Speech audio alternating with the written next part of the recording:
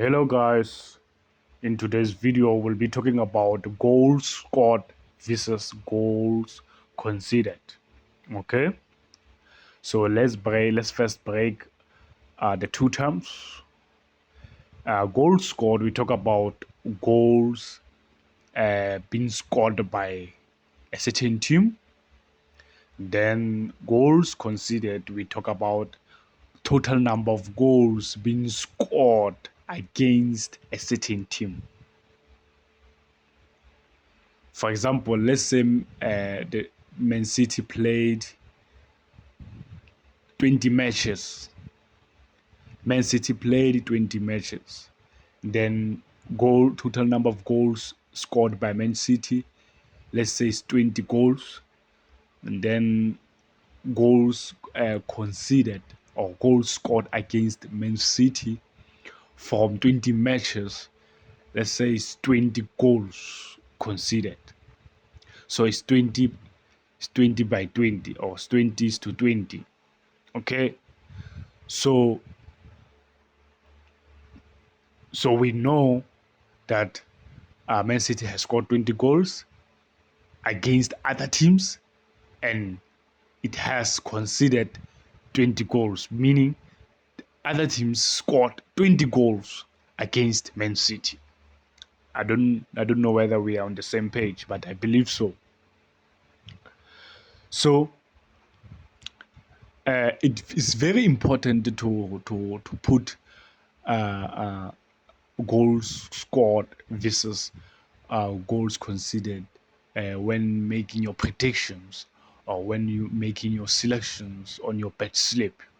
Okay, so goals scored and goals conceded, um, they have meaning behind them. They have meaning behind them. So the moment we take the difference between the two terms, the goal scored and the goals conceded, we get the goal difference. Then the goal difference, you get it by subtracting goals scored and goals conceded from goals being scored. The formula is goals scored minus goals conceded. So that difference is very, very, very important. Plays a huge role when it comes to predicting the future of the match. Okay. So goal difference, guys, tells you how efficient is the team. Therefore, when one is looking only at goals being scored, it's not a good approach. It's not a good approach. Goal difference takes into consideration the following key points, such as offensive and defensive abilities of a certain team. We talk about offensive and defensive abilities.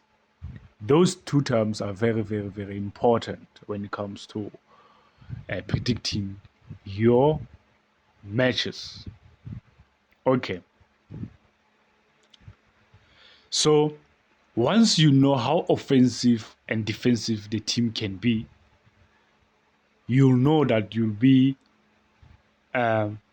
able to tell if that team is so strong or so weak. Okay? You'll be able to tell how strong the team is, the strength of the team. Is it weak or is it strong against another team? Okay? So when you are calculating the goal difference, make sure that you understand the answer that you are getting. If the goal difference is positive, it means that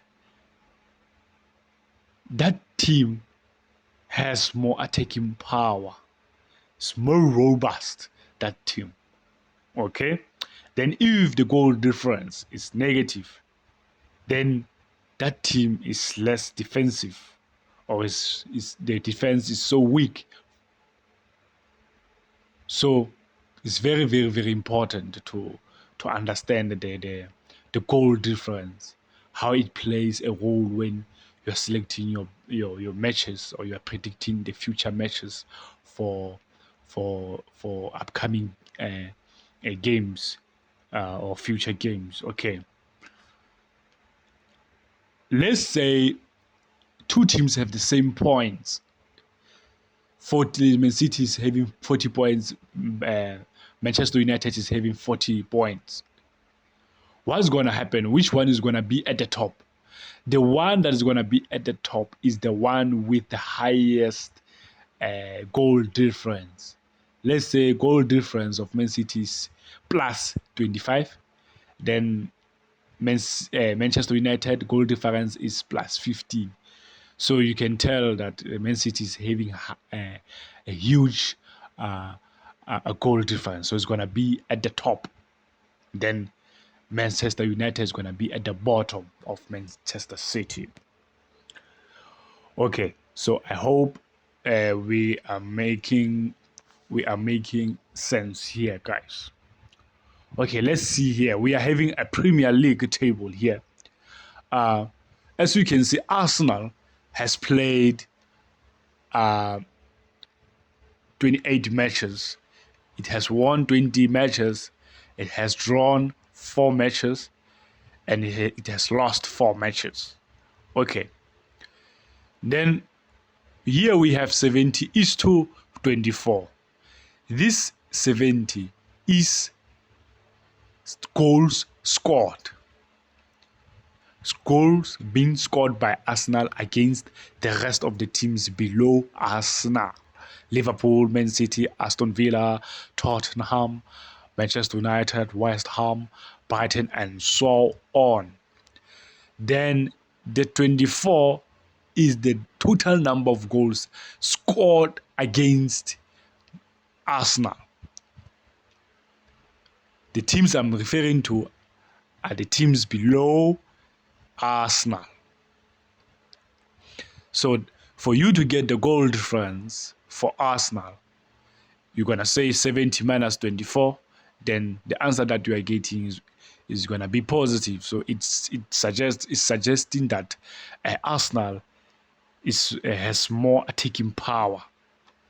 You see? So if the goal difference was negative for Arsenal, it was going to tell us that the Arsenal has less defensive power. Okay, so the defense is so weak. Okay, so you can calculate and so on and so on and so on and so on. So normally when the league is about to finish, or is about to come to an end, the points tend to come closer to each other. So it's becoming so difficult to predict which team to go for. So if you find yourself in that situation, for example, as you can see here is 64-64. So the team that you should favor, once the points are like this, 64-64, you should take the team with highest goal difference. Favor that team. You can support it with a draw, or we can give it a straight win, or you can say that team to win either half. So I prefer that team to win either half. I don't prefer a certain team to win for the whole match, the 90 minutes. I don't prefer that option, because I think it's more riskier than the one with either half. Okay. So guys, thank you for viewing this video. we'll discuss more um, options when it comes to football predictions in the near future. So thank you so much for your time.